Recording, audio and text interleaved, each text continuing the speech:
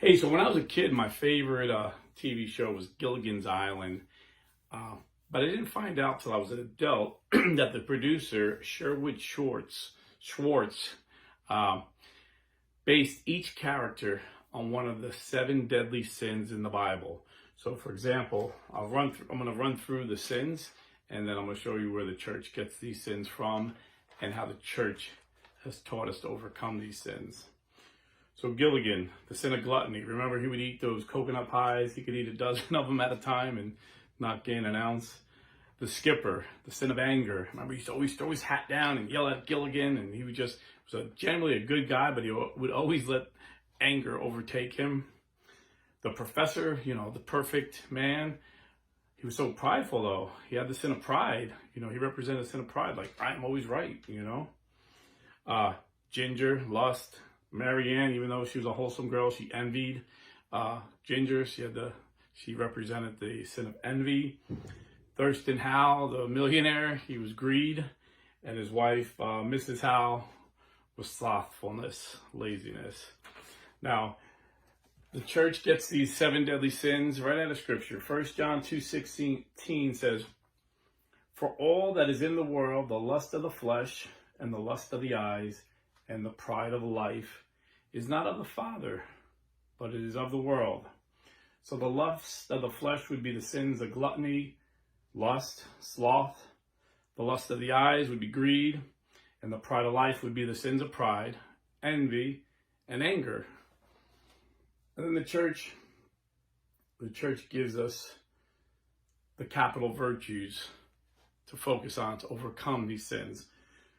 So the virtue of chastity will help you overcome the sin of lust. Generosity, the sin of greed. Temperance, self-control, moderation, it's an old word, temperance. It overcomes the sin of gluttony. Brotherly love, it overcomes the sin of envy. Meekness, it overcomes the sin of anger. Humility, it overcomes the sin of pride.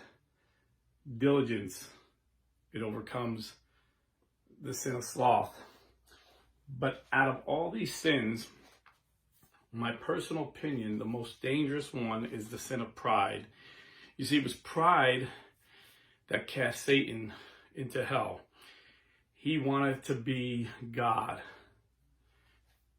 Being the top angel wasn't good enough for him. He wanted to be God. And then he tempted Adam and Eve. And Eve, not content to being a child of God, wanted to have the knowledge of God. So disobeyed God with her pride and ate of the apple. You see all the divisions in the church stem from pride. The Protestant Reformation, Martin Luther thought he knew better than 1,500 years of church teaching. Thought he knew better than all the saints throughout the ages. Somehow said that the church somehow went in apostasy, even though Jesus said the gates of hell will not prevail. But sometime, maybe in the medieval times, the church went into apostasy, and it was his job to fix it. The cult leaders, the Mormons, Joseph Smith, Jehovah's Witness, Charles Taze Russell, they said even further, no. After the last apostle, the church went into apostasy.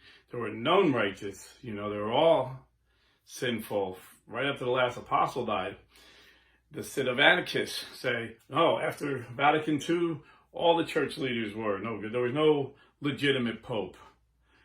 All those 2,500 bishops got it wrong at Vatican II. Even today, you have prideful Catholics saying the cardinals in the conclave, all of them got it wrong. The Pope isn't really the Pope. He's an anti-Pope. Pride causes division, And you see with the professor, he was prideful. He thought he had everything right.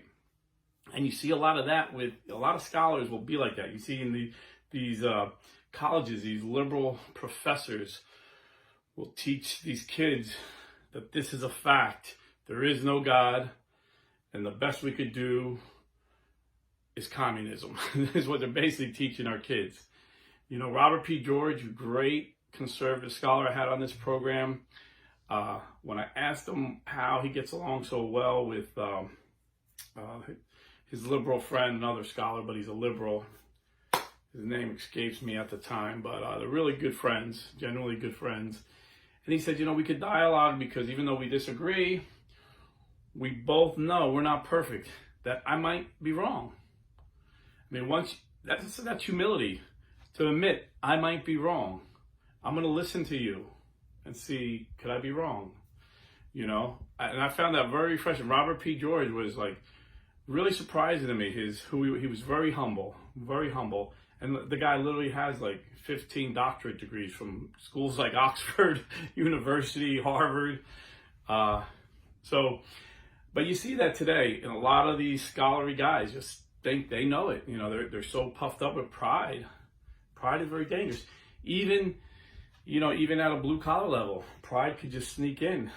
And then we're so prideful that we don't see these other sins we're doing as sin. We justify them because no, I wouldn't do, I'm doing it's, it's not that bad, and we justify. And then like the frog in the water, you throw a frog in boiling water, it jumps right out. But you throw him in cool water and gradually heat it up, he'll stay in there until it gets too hot and it's too late for him to jump out. And that's how I see pride. And the church teaches us the virtues to overcome it. So humility would overcome pride, but humility is tricky. I tell the story. I once got a medal for being humble, but they took it away because I wore it. Once you realize you're humble, you're no longer humble. So it's kind of a tricky thing. But in all things, we can do all things through Christ who gives us strength. So, Jesus said, persevere to the end. Those who persevere to the end will be saved. St. Paul said we fight the fight, we run the race. Every day we need to fight the fight. So we need to ask for God's grace. We need to receive God's grace in the sacraments and through prayer, and just keep fighting the good fight and not get stranded on Gilligan's Island. God bless.